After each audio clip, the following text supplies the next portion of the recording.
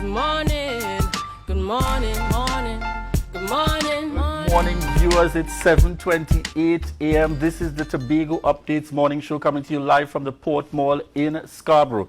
Viewers, in this segment, yes, I know I told you Rhea before, but it's going to be Rhea and Julian. In this segment, we are chatting with the Honorable Chief Secretary Farley Agustine, Chief Secretary of Tobago, coming here to give us some updates and to give us some information specific to the current situation at hand. And you know, I like the fact particularly that Chief Secretary Farley Agustine promised us that no matter the circumstance, no matter the situation, so we're catching him even in the barber shop. Good morning to you, sir. We love your commitment and dedication to the people of Tobago. Yes, good morning, good morning. You know, so sorry that I had to be trying to get a haircut, doing the interview at the same time. That's fine, man. It's very unconventional, but I think if we're fair here, the PDP has never been conventional. They've never been a conventional party, so it's all in keeping with That's them. true, that's true. Just before we go into the interview, who's that barber by chance? Oh, well, this is my barber. This is across here in Susseland's Classic Cuts, the best on the island. So I must put in a plug for my boy. I'm sure Tobago is happy to know that because... Julian. Yes. Come by Classic Cuts in Susseland. You'll be treated nicely. Excellent, excellent. We have sitting today. I also have to record my Christmas Day message today. And of course, tomorrow I have been able to secure my first meeting with the Ministry of Finance tomorrow as well. So, you know, I'm just trying to get everything in place for that. Excellent. So this morning, Chief Secretary, we want to get a sense specifically. There are some concerns from workers at 211. You know, there was some discussions via social media yesterday regarding the fact that salaries would not be paid. The entire board has resigned. There's no signatory. There's no CEO, etc. What can you say to give some level of comfort and to assure those staff up there at 211 that all will be well? Right, so there's no need to be worried at all. In fact, it was brought to my attention. I sat in a meeting yesterday with my administrator at Finance. We also sought legal advice on the matter, and by the end of today, everything will be in place for the workers at 211 to get their salaries. In fact, their salaries might be getting to the bank sometime between today and tomorrow.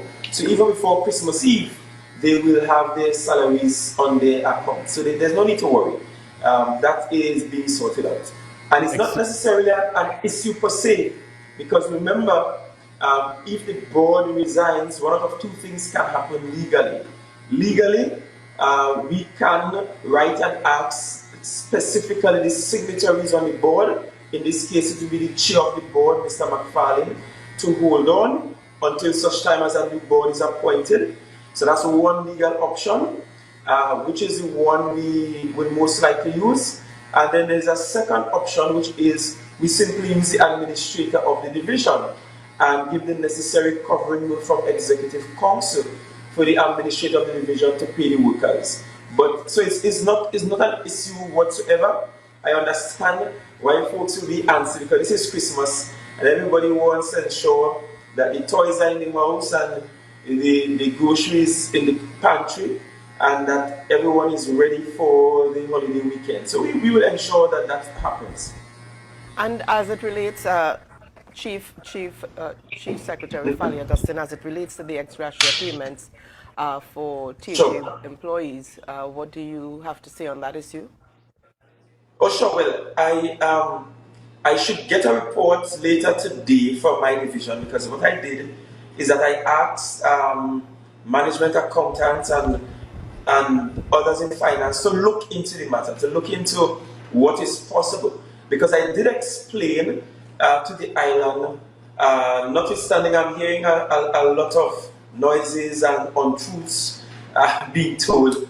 I see people have not learned from the last election campaign, but I did explain what happened to our savings. in that one, as of yesterday when I checked, our outstanding balances was just above $50 million. As of yesterday, when we checked the account, our consolidated fund was just over $300,000, and that's a fund that is usually in the multiple of millions. When I checked as of yesterday again, because I checked to ensure that I'm not going crazy, the entire $163 million we got for bond financing, that was all completed, meaning all spent out. And more or less the subvention for the first quarter of the fiscal year 2022, which this first quarter ends in December, that is practically finished as well. And so when I explained that to the public, it was to say that we have to dig some more, look and see where we can pull from if there is to be an ex gratia payment. Now, one of the public servants in finance said to me, she said, Chief, the ex gratia payment is one thing, but you know, if you could find the money and pay our gratuities, that would be even better than the ex gratia payment. And so we are looking at where we can find those monies, ensure that people have a good Christmas. The first priority is ensuring that everyone gets paid. That's the first priority. And the second priority will be, of course, that we try to cover what we owe people in terms of their gratuities. So by the end of the day, I will be able to say definitively, more or less, what will be possible insofar as ex gratia payments. And what is interesting is that I have seen other regional governments try to put measures in place to give people a good Christmas. Barbados on the 22nd is having a tax-free day, meaning no VAT for the entire day. Imagine that. The entire island of Barbados for shopping for an entire day is VAT-free. And they gave that VAT-free holiday so that people will enjoy the Christmas. We have put absolutely nothing in place as a country, to give people something extra, especially at a time when people have struggled financially, when there has been significant reduction in income, when there has been, as I see where several have lost their jobs. One would think that at the national level, we will be trying to put some things in place, not just the THA trying to find monies to give an ex gratia payment before Christmas or before the end of the year, but that at a national level, we could have done something nice for citizens. But clearly, that is not in the mandate of the national government. Chief Secretary Farley, Agustine, it's a good time to also make mention of the fact that even in St. Kitts, I think it is, public officers by the Prime Minister gave a commitment of double salaries. Should all go well in our Tobago space for 2022? Can we look forward to something courtesy? Well, one of the Kitts and Nevis is actually doing this for about the fourth consecutive year, where at Christmas time they double the salaries of their workers. And that's why during the campaign, when the idea was being rubbished, I keep saying to people, but this is nothing new, this is not novel. Other countries do this for their citizens. And then when I heard the previous chief secretary say, well, how are we going to afford it? It will cost us about $20 million. What I did not realize that he was trying to say is that, look, they were busy wasting out the money, spending out the money on vanity projects, on projects that were not part of the priority list, paying friends and family big sums of money. And I kid you not, the time will come when I will release the list of contractors who were paid handsomely from that $163 million bond financing. And when I will release the evidence that shows that some untruths were told to the Minister of Finance with regards to the bond financing and what we were going to use the monies for. So when the previous Chief Secretary said, look, we can't afford that $20 million to do it, I did not realize at the time he was trying to motion to the public, look, we're wasting out the money. And so by the time Farley and them fellas get into office, they will be enough. They'll have to struggle to find the money to give an ex gratia payment. And that is exactly what has happened. And let me make this plug quickly, because I heard the comments from the previous Secretary of Finance trying to say, well, look, we expect what $1.7 billion to come still from the central government. You know what that argument is saying? The argument is saying, look, we spent out all of THA's savings, we spent out all of the extra monies we have, but don't worry, some money will come from Trinidad during the fiscal year. But guess what? The monies that are coming from Trinidad during the fiscal year, the vast majority of that is for recurrent expenditure. Very little for development spending. And when we also look at the reality that the 18 million that was given for URP, that 18 million given for URP, that has been completely spent, and we have to find money from savings wherever there is to pay URP and CPF workers for the rest of the fiscal year. And the 15 million unspent balances is not enough to pay them for the rest of the fiscal year. One has to appreciate the need to have a healthy savings to augment not just what we do in recurrent expenditure in terms of URP and CPEP, but for development expenditure. Every fiscal year we complain that we don't get enough money for development expenditure. Yet you're just wasting out these savings, and you waste it away in 6 months. You spent $163 million in 6 months, in less than a year, between May and September.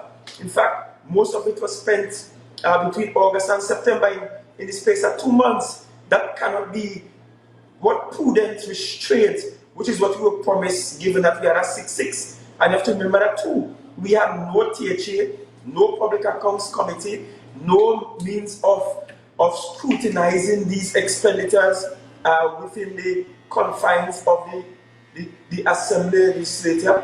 Yet they were just spending like the mad up and down the place. But Tobagonians saw it and saw it for what it was, and saw all the pavings that were happening, and some of the work wasn't even good quality work. Yet we don't pay off contractors already for work that we did not even send quantity surveyors or engineers or clerks of work to go and ensure that we had quality for what we spent the monies on. But as I indicated to the public, this is not about crying over spilled milk. It's about showing the public clearly where we at, what we have inherited in terms of our savings, and the kind of work that we need to do. And I'm confident that you must be confident you have the right government for this kind of situation. We will build back, we will get creative, and we will build out an economy that is much more robust and much more sustainable. All right. So, Ria, it's safe to say this is Tobago Updates morning show. Chief Secretary coming to you even from the barbershop to update Tobago and to make it clear there is no need to worry, particularly for our 211 workers that had their concerns at hand. Thank you very much, Chief Secretary Farley. Thank you, sir. Thank you for having me. Have a good day, and of course, Merry Christmas when it comes. Please, let me remind you, please be safe. And let me just make this quick plug. At this moment, Dr. B. Israel and the team, they are preparing to bring in a temporary cold storage unit to store dead bodies, because our morgue is full, because we have to try to squeeze 2 and 3 in a drawer. And if you are fat dead, then you alone have to fit in a morgue. And let me talk about it quite crassly. Tobagonians are accustomed to a very sacred way of treating our dead. We know what it is to celebrate life even when somebody dies.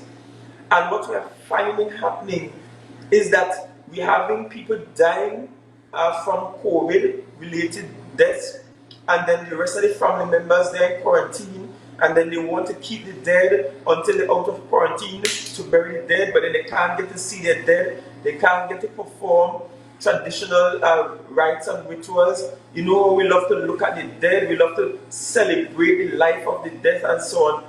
And you're not getting to do that. Why? Because people still zesting, because people still being reckless. And let me say this, even if you are vaccinated, it's not an excuse to go reckless. It's not an excuse to find yourself in parties at villas down in plantations or elsewhere and just behave recklessly. I am begging of you, you need to be safe. I am begging of you, please wear your mask, protect yourself, keep your social distance, and ensure that you position yourself in a manner that you will keep yourself and your family and your loved ones safe. Please, we are running out of space at the morgue, and that is a sign of the crisis that we are in, and the fact that you need to be safe. Please be safe, I beg you. This is a holiday period. Don't throw caution to the wind. Don't go about destroying your health away. And I'm begging those with other illnesses, diabetes, hypertension, heart-related sicknesses, cancers, you more than anybody else have to protect your health. Please do so and enjoy the holiday. Have a happy holiday, everybody. All right. Thank Ria, you. that's Chief Secretary coming there with a clear message. And he's coming live from Classic Cuts by Aquilon in Susulans. Good morning, good morning, morning.